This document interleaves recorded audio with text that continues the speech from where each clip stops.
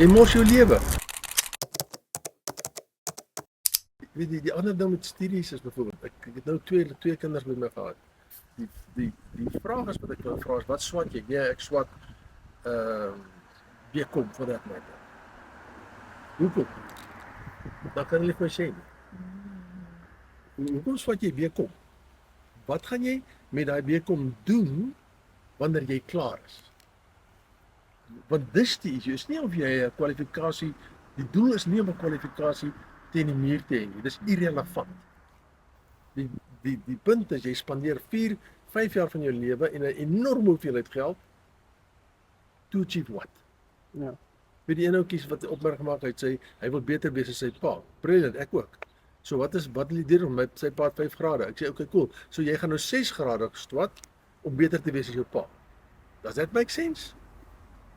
No, that makes sense. Jy mors jou lewe. Wat wil jy doen? Vind dit uit en werk daarin. En as jy kwalifikasie studeer, maak dit klaar. En maak seker jy weet wat jy daarmee wil doen, nadat jy dit bereik het. Anders het jy jou tyd gemors. Maar dis die world according to Johan.